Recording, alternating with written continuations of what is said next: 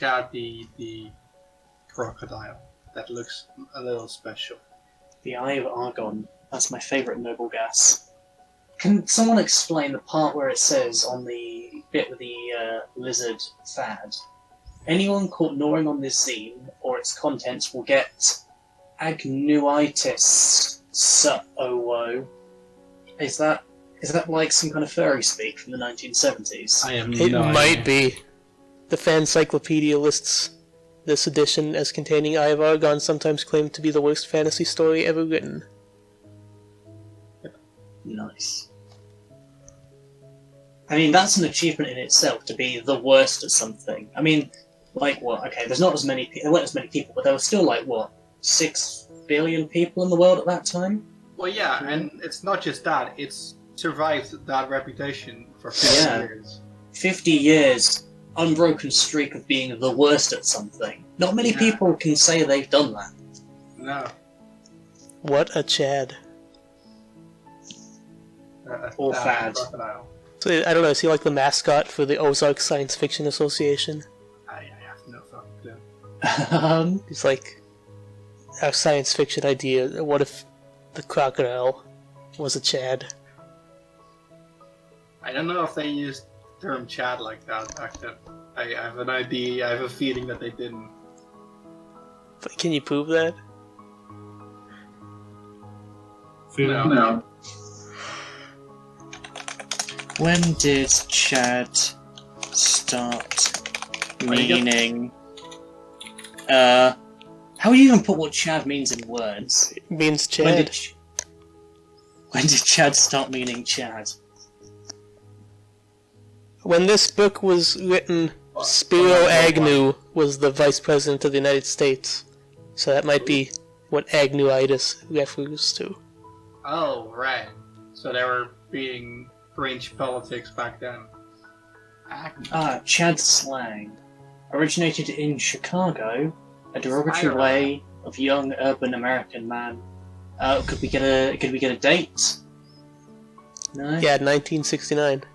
1969 based. Based. But, So Spyro Agnew resigned from his position. So maybe... Oh, it was after that. Yeah, 1973. Yeah. So that is a reference to that. He resigned because of this book. Because he was referenced in the worst fantasy story ever made. To ruin his life. Now, what he did is he got his hands on this zine and he gnawed on it. What it was called. And he caught some kind of bizarre disease, which they then named after him. Retroactively, or it's enough. The other way around. They knew it was going to be that he was going to chew on it, so they named it that. Preparation. The party game around this is read until you crack up. Read until you crack up. Oh, it's a try not to laugh challenge. Okay. The thing is that this whole book thingy is just filled with spelling errors and stuff. Yeah. So that's not the first. That's not the first writing mistake you're gonna see. So if you see it, just make some weird noise and powerful. We're just trying to read it as it's written. Yeah, just do your best. That's basically it. I'm gonna just imagine that these were the correct spellings of these words 50 years ago, and they changed over time. It's completely. The Eye of Argon by Jim Theus. The weather-beaten trail wound ahead into the dust-racked climes of the barren land which dominates large portions of the Norgolian Empire.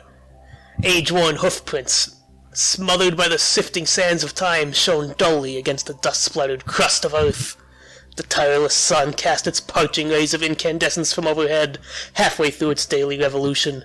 Small rodents scampered about, occupying themselves in the daily accomplishments of their dismal lives. Dust sprayed over 3 heaving mounts in blinding clouds, while they bore the burdensome cargoes of their struggling overseers. Prepare to embrace your creators in the Stygian haunts of hell, barbarian! Gasped the first soldier. Only after you've kissed the fleeting stead of death, wretchy! Wretch! Exclamation point. Returned Grignner.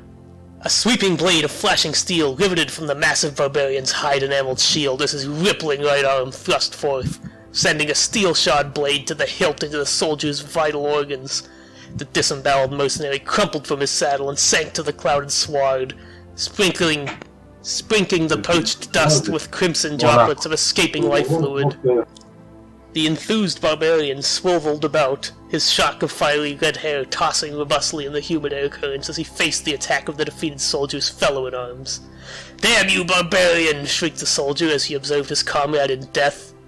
A gleaming scimitar smote a heavy blow against the renegade's spiked helmet, bringing a heavy cloud over the accordion's misting brain. Shaking off the effects of the pounding blow to his head, Grigner brought down his scarlet-streaked edge against the soldier's crudely forged hauberk, clanging harmlessly to the left side of his opponent. The soldier's stead whinnied as he directed the horse back from the driving blade of the barbarian.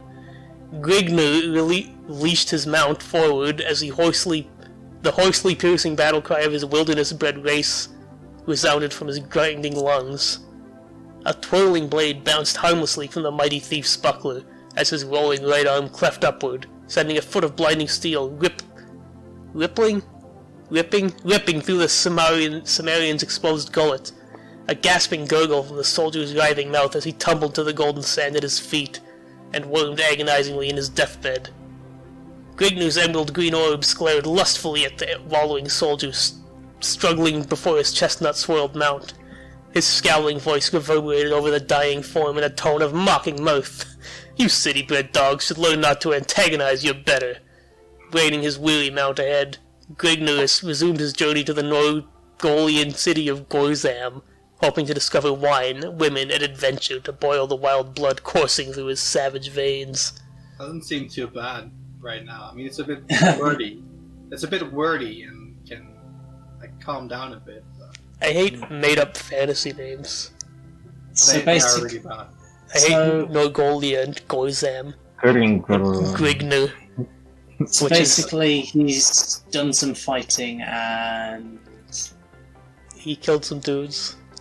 nice, and yeah, He had some cool one-liners that definitely sounded awesome. Yes. His Yeah, name yes, is an anagram of the N-word. based. Pretty close, to be honest. The trek to Gorzon was forced upon Grigner when the soldiers of Orin were unleashed upon him by a faithless concubine he had wooed. Leashed upon him. His scandalous Not activities throughout the Cimmerian city had unleashed throngs of havoc and uproar among its refined patricians, leading them to tack a heavy reward over his head. He had barely managed to escape through the back entrance of the inn he had been guzzling in, as a squad of soldiers pounced upon him. After spilling a spout of blood from the leader of the mercenaries as he dismembered one of the officer's arms, he retreated to his mount to make his way towards Gorzam, rumored to contain hordes of plunder and many young wenches for any man who has the backbone to wrest them away. Soldiers of Orin were leashed upon him, but I think. What Yes, do you mean, unleashed I upon know, him? I read it wrong. Yeah. No, Oh, I read it right, and he wrote it also, wrong. I really wouldn't use the word guzzling in today's day. He Why guzzled- not? Guzzling is a great word. It's, I think it has some weird connotations these Because days. we don't know what he was guzzling. No. Yeah, what he was guzzling. Yeah, I think that's mostly your mind than anything else. Sure, yeah. Not everything guzzleable has to become. Anything worth guzzling is. This is like an edgy OC that just kills all dudes and drinks beer and fucks whores. I think it might be. So- Because he's But, already talked about Made wenches, like Conan. talking about wenches and faithless concubines. So Grigner is going to Gorzon while guzzling. He guzzled. Alright. He guzzled at the end. There's a lot of G's in this story. We got any? Yeah. You've got to keep that alliteration going. Any Knows that. volunteers for chapter? I'll do chapter 2, get out of the way. Arriving after dusk in Gorzon, Grigner descended down a dismal alley, reining his horse before a beaten tavern. The red-haired giant strode into the dimly lit hostelry, reeking of foul odours and cheap wine. The air was heavy with choking fumes spewing from smouldering torches, encased within Theden? The den. Impact walls? Tables were clustered with groups of drunken thieves and cutthroats, tossing dice or making love to willing prostitutes. Eyeing a Good slender thing that they're female, willing. eyeing a slender female crouched alone at a nearby bench, Grigner advanced, wishing to wholesomely occupy his time. The flickering torches cast weird shafts of luminescence dancing over the half-naked harlot of his choice, her stringy orchard twines of hair swaying gracefully over the lethe-opaque nose as she raised a half-drained mug to her pale red lips. Glanced upward. I do like in that half you can see that he got it wrong, but then he tried to fix it. Yeah, it's how there's Half. Glancing upward, the alluring complexion noted the stalwart giant as he rapidly approached. A faint glimmer sparked from the pair of deep blue ovals of the amorous female as she motioned towards Krigner, enticing him to join her. The barbarian seated himself upon a stool at the wench's side, exposing his body, naked, save for a loincloth brandishing a long steel broadsword, an iron spiraled battle helmet, and a thick leather sandals to her unobstructed view. Nothing's even happened in this Val has- story yet, and we're already getting a gratuitous I think sex she's about to scene put for the no book reason. to- Yeah. Thou hast need to occupy your time, barbarian, questioned the female. Only if something worth offering is within my reach, stated Krigner. As his hands crept to embrace the tempting female, he welcomed them with RN willingness. From where do you come, barbarian, and by what are you called? Gasped the complying wench as Krigner. Where I'm sitting, all the G's and C's look the same, so Yeah, He's I think cringe. so. Just run with it. as Grigner smothered her lips with the blazing touch of his flaming mouth. The engrossed Titan ignored the queries of the inquisitive female, pulling her towards him and crushing her sagging nipples to his yearning chest. Without struggle, Oh, she Jesus gave in, Christ. winding her soft arms around the harshly bronze hide of Grigner corded shoulder blades, as his calloused hands caressed her firm, protruding busts. Multiple. Multiple busts. So multiple Does she busts, look but like one Fortuny? hand. I think you've cracked a couple of times at this point. So. I think I have, but fuck it. I'll Yeah. just go to the end of the page. You make love well, wench, admitted Grigner as he reached for the vessel of pea, potent wine, as his charge had been quaffing? Yes, that's an actual term though. Yeah, they quaff and they guzzle. A You flying... shouldn't use it. You shouldn't use it, basically. No. A flying foot caught the mug Grigner had taken hold of, sending its blood-red contents sloshing over a flicking crescent, leashing tongues of bright orange flame to the foot-trodden floor. Okay. There we go. I'll take the next one. Nice. Remove yourself, Sirrah. The wench belongs to me, blabbered a drunken soldier, too far consumed by the influences of his virile brew to take note of the superior size of his adversary. Grigner lively bounded from the startled female, his face lit up to an ashen red ferocity, and eyes locked in a searing feral blaze towards the swaying soldier. To hell with you, braggart! Bellowed the angered Ecordian as he hefted his finely honed broadsword. The staggering soldier clumsily reached towards the pommel of his dangling sword, but before his hands ever touched the oaken hilt, a silvered flash was slicing the heavy air. The thews of the savage's lashing right arm bulged from the glistening bronzed hide as his blade bit deeply into the soldier's neck, loping off the confused head of his senseless tormentor. With a nauseating thud, the severed oval toppled to the floor as the segregated torso of Grigner's bovine antagonist swayed, then collapsed in a pool of swirled crimson. In the confusion, the soldier's fellows confronted Grigner with unsheathed cutlasses directed towards the latter's scowling makeup. The slush should have picked his quarry more carefully, roared the victor in a mocking baritone growl as he whipped his dripping blade on the prostrate form and returned it to its scabbard. The fool should have shown more prudence. However, you shall rue your actions while rotting in the pits, stated one of the sprawled soldier's comrades. Grigner's hand began to remove his blade from its leather housing, but retarded Yeah, that summed it up, actually. Okay, yeah, fair enough. Should we do the rule somebody else pick up? I don't care. Anyone want to? I'll start keep reading then until the end of the page. We'll just keep track of right. who's the biggest loser. Grigner's hand began to remove his blade from its leather housing, but retarded the motion, the face of the blade waving before his face. Dismiss your hands from the hilt, barbarian, or you shall find a foot of steel sheathed in your gizzard. And the wizard lizard. Yes. Hey. Grigner weighed his position, observing his plight, whereupon he took the soldier's advice as the only logical choice.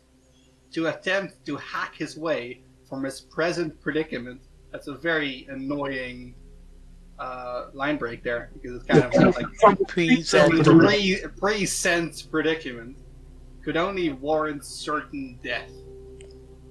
To attempt to hack his... Oh wait, that was what I started to say.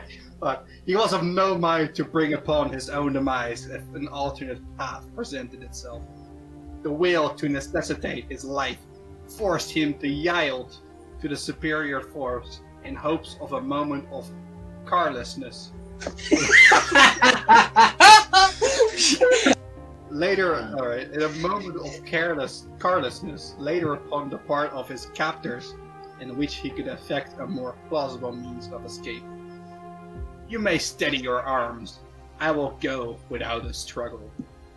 Your decision is a wise one, yet perhaps you would have been better off had you forced death.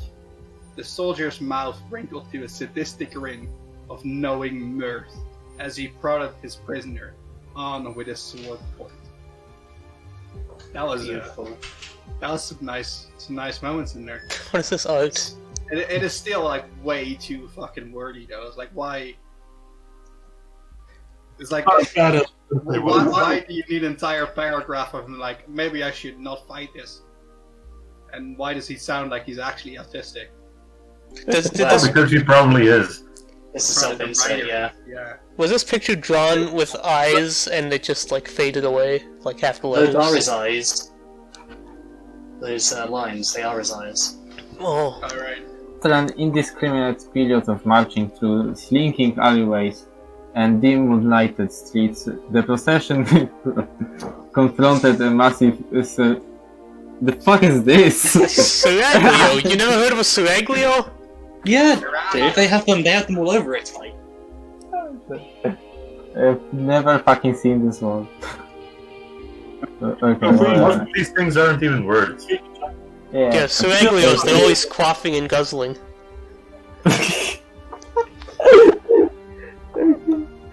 Alright. The palace area was surrounded by an iron grating, with a large garden upon all sides. The group was admitted through the gilded gateway, and Grigner was led along a stone pathway bordered by plush vegetation, lustfully enhanced by the moon's shimmering rays. Upon reaching the palace, the group was granted entrance, and after several minutes of explanation, led through several winding corridors to a richly draped chamber. Confronting the group was a short, stocky man, seated upon a golden throne. Tapestries of richly draped regal blue silk covered all walls of the chamber, while the steps leading to the throne were plated with sparkling white ivory. The man upon the throne had a naked wench seated at each of his arms, and a trusted advisor seated in the back of him. I just want to say one thing. King. More wenches. Scarlet plumes, what the fuck? Yeah. And shrouding their heads. The man rose from his throne to the dias surrounding it. His plush tall fucking hair. Okay, his robe dangles loosely from his chunky frame. Oh, he's a chunky boy. He's thick. That's why he gets the wenches. Yeah. The fat retard gets the girls. He's a heckin' chunker, okay? Yeah. Okay. He doesn't look at the picture. Better to be a fat retard than a heckin' chunker. True that. I mean, he's chunky here, so. Okay. The soldiers surrounding Grignor fell to their knees, with heads bowed to the stone masonry of the floor in fearful dignity of their sovereign liege. It's not what it says. It says Oh. Lege. Liege. Like beige. Lege. Like beige, but with an L. Age. Bandylage.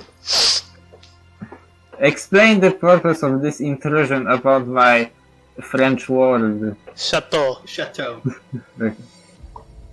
Your serenity, resplendent in noble ground. What the fuck? This was all planned out to get Corpus to read this Yeah. Oh, fuck you. later.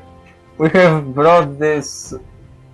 I don't fucking know. Yokel. Yoko. Yokel before you. The soldier gestured towards Gringdon. Isn't the Yoko red like the English version of hillbilly? Yes. I'm not sure. I don't know. It is just like a hillbilly, yeah. I like that they had to point out that he meant Grignor. Oh, yeah. For the redress of your all-knowing wisdom in judgment regarding his fate. Down to your knees, loud, and pay proper homage to your sovereign, commanded the pudgy noble of Gligurn. By the sorry beard of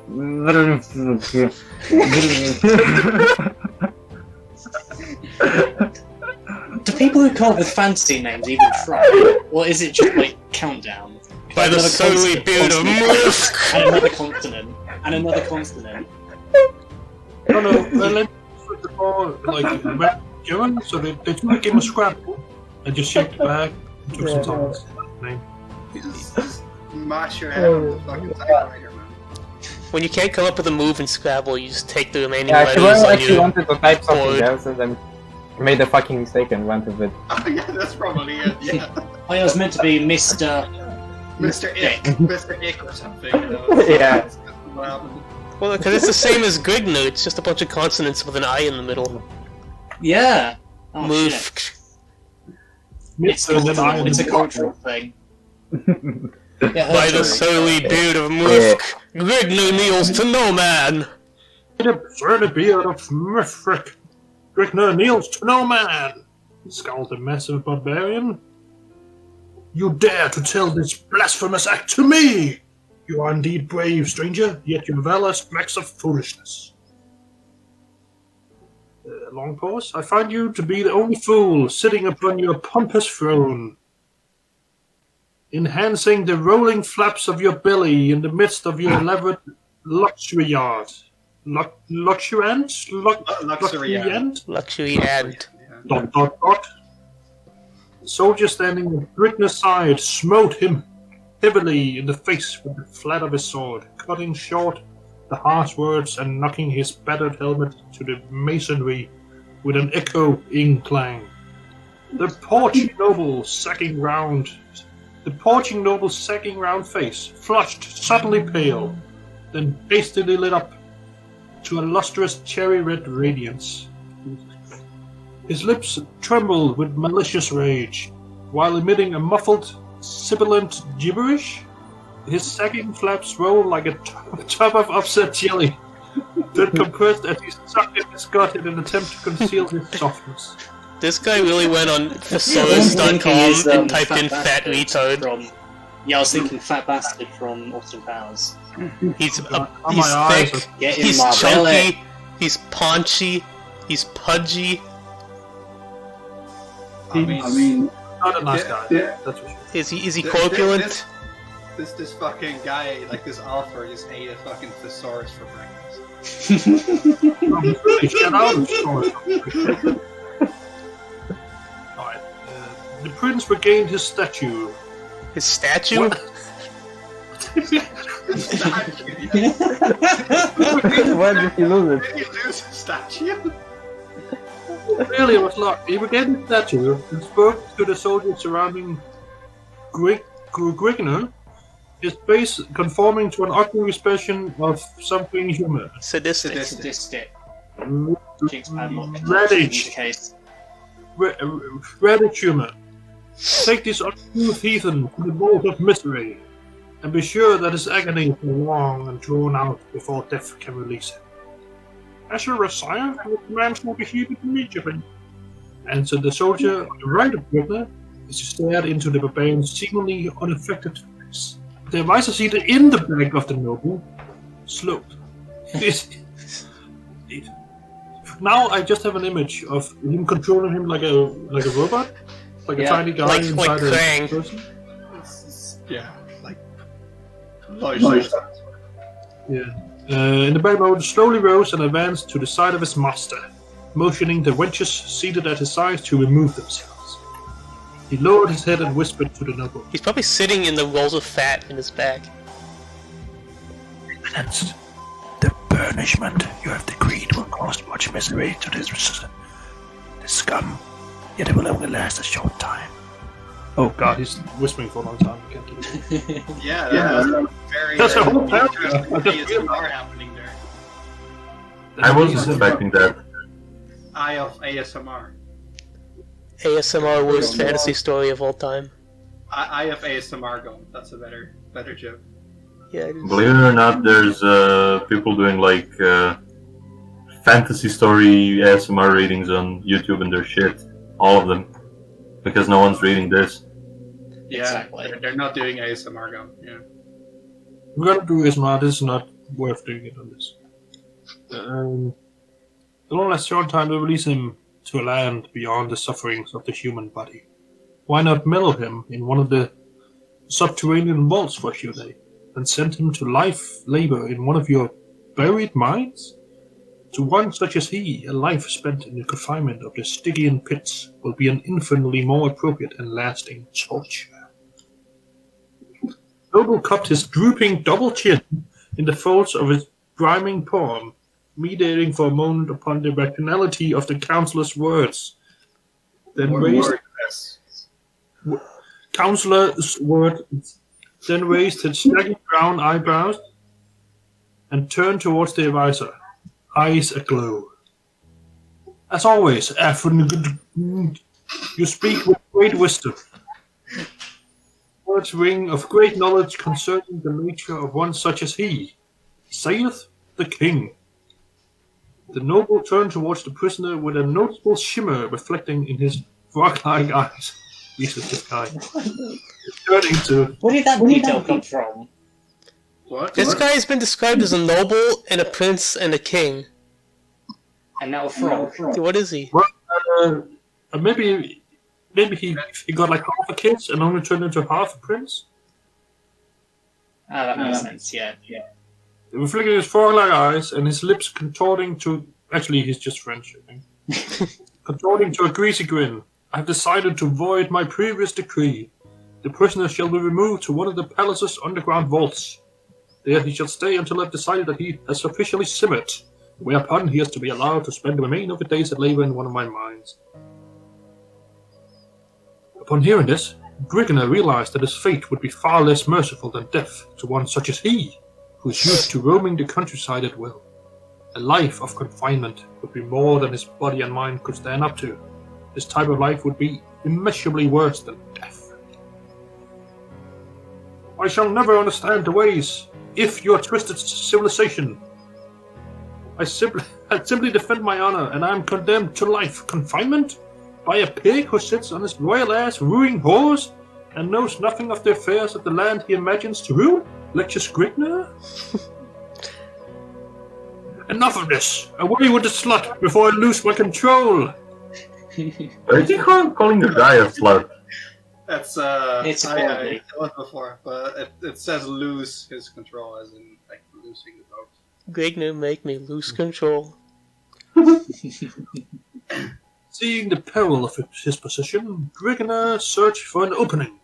Crushing Prudence to the sword, he plowed into the soldiers at his left arm, taking hold of his sword, and bounding to the dais supporting the prince before the startled guards could regain their composure. Agathand leaped Grigner and his sire, but found a sword blade permeating the length of his ribs before he could loose his weapon. Alright. The counselor slumped to his knees as Grigner slid his crimsoned blade from Agvan's ribcage. The fat prince stood undulating in insurmountable fear before the edge of the fiery-maned comet. What? That was a crack. When? Just undulating. Yeah, undulating. Like, if we do the rules of our... If you can't keep a straight face, we switch. Okay. You finished the Just sentence. finish the sentence. Yeah. His flabs of jellied blubber pulsating to and fro in ripples of flowing terror. Yeah, still. Okay. Yeah. Actually, I'll just get some water quickly. Alright, well, I guess we'll wait. Slop, slop, slop, slop, slop, slop, slop. Yes. Well, alcohol too. What the hell are those sounds? What are you doing? Say it's not. Just making sure you know. He's just guzzling some water. He's just quaffing. I'll put the guzzling sound effects in earlier. Sure. Where is your wisdom and power now, you... Is that W or an M? Your majesty. That's an M. That's Majesty. Majesty. Majesty. Majesty, growled Grigner. The prince went rigid as Grigner discerned him glazing over his shoulder. He swiveled to note the cause for Noble's Read that attention. one again. Read what again? He swiveled. The prince went rigid as Grigner discerned him... Wait. Swiveled? Where's swivel? Oh, okay. Oops. I'm not even paying attention to what I'm saying. He lived to note the cause of the noble's attention, raised his sword over his head, and prepared to leash a vicious downward... How could you get that many? How did you get this many? That's the same sentence. Alright. I'm prepared to leash a... I'll finish the sentence. Alright. I'm prepared to leash a vicious downward cleft that fell short as the haft of a steel-rimmed pipe clashed against his unguarded skull. It says steel rhymed as well. It's too much. It's too much. Then blackness and solitude. Silence enshrouding and ever peaceful reigned the supreme. Before me, Sirrah. Before me as always. Ha ha ha. Nobody cackled.